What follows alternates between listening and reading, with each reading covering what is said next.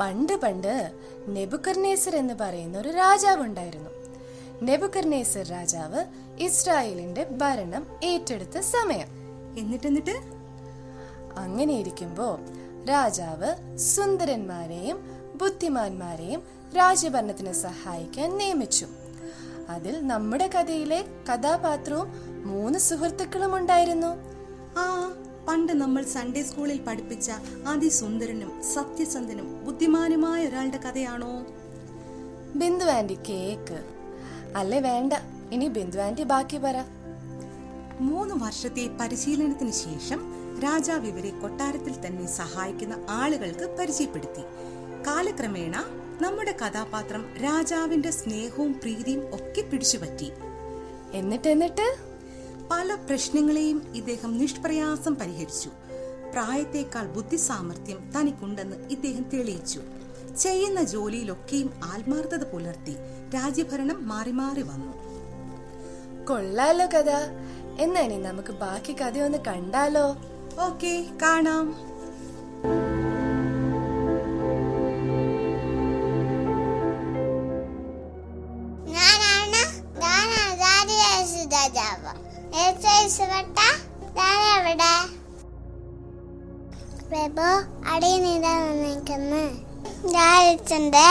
എല്ലാ ചുമകളും നിന്നെ നശിപ്പിച്ചിട്ടുന്ന നീ അല്ല ഭംഗിയായി ചെയ്യുന്നുണ്ട്.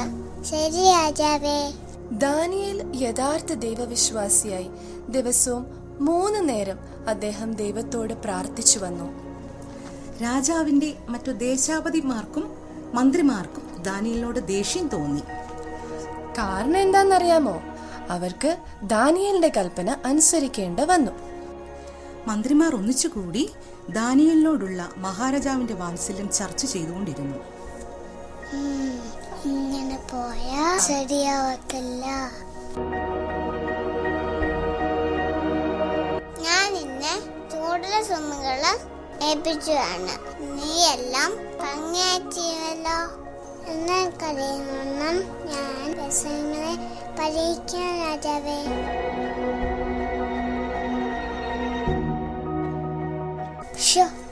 ഓരോ ദിവസം കൂടുന്നതും ദാനിയേലിന്റെ ശക്തി കൂടിക്കൊണ്ടവരുന്നുള്ളത്.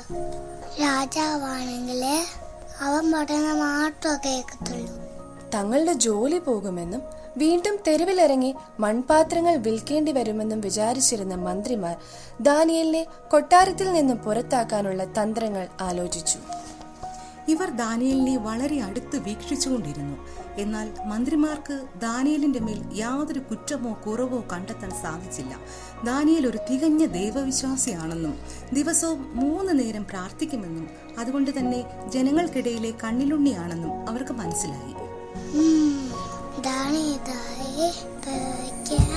എനിക്കൊരു വിഷയം കിട്ടി.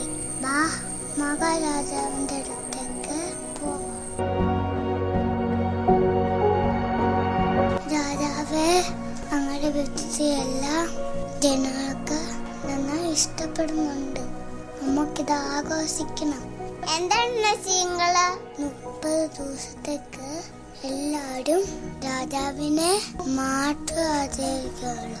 നിയമത്തെക്കുറിച്ച് ദാനിയേലിനറിയാമെന്ന് മന്ത്രിമാർ രാജാവിനെ തെറ്റിദ്ധരിപ്പിച്ചു. ദാനിയേൽ ദൈവത്തോട് പ്രാർത്ഥിക്കുന്നത് കണ്ടുപിടിക്കുവാൻ മന്ത്രിമാർ ഭടന്മാരെ ദാനിയേലിന്റെ വീട്ടിലേക്ക് അയച്ചു.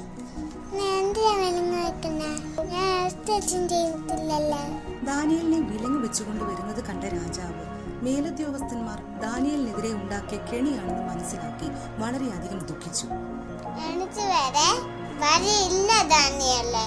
നിങ്ങളെ ദിമ്പത്തിന്റെ കുറിയത്ത് വെളിച്ചിടണം. ദീൻ കത്തിച്ച ദൈവം തീർച്ചയായും നശിച്ചു.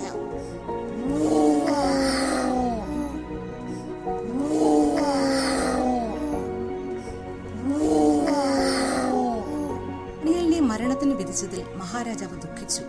അന്ന് രാത്രി ഇദ്ദേഹത്തിന് ഉറങ്ങാൻ കഴിഞ്ഞില്ല. സിംഹങ്ങൾ തന്റെ പ്രിയപ്പെട്ട ദാനിയേലിനെ കടിച്ചു കീറിയിട്ടുണ്ടാവുമെന്ന് കരുതി അദ്ദേഹം വളരെയധികം വിഷമിച്ചു.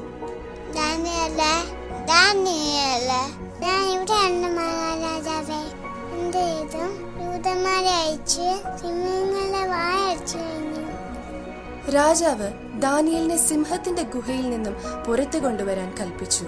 ദാനിയേൽ പുറത്തേക്ക് വന്നപ്പോൾ ഒരു പോറല് പോലും ഇല്ലായിരുന്നു. അത് തികച്ചും ഒരു അത്ഭുതം തന്നെയായിരുന്നു. രാജാവ് ദാനിയേലിനെ വീണ്ടും കൊട്ടാരത്തിലേക്ക് കൂട്ടിക്കൊണ്ടുപോയി. ആദ്യത്തെ നിയമം റദ്ദാക്കി. പകരം എല്ലാവരും ദാനിയേലിന്റെ ദൈവത്തോട് പ്രാർത്ഥിക്കുവാൻ കൽപ്പനയിട്ടു. അങ്ങനെ വീണ്ടും ദാനിയേൽ രാജാവിനെ സേവിച്ച് തന്റെ ജോലികൾ വിശ്വസ്തയോടെ ചെയ്തു. അയാൾ മരണം വരെ സത്യദൈവത്തെ ആരാധിച്ചുകൊണ്ടിരുന്നു.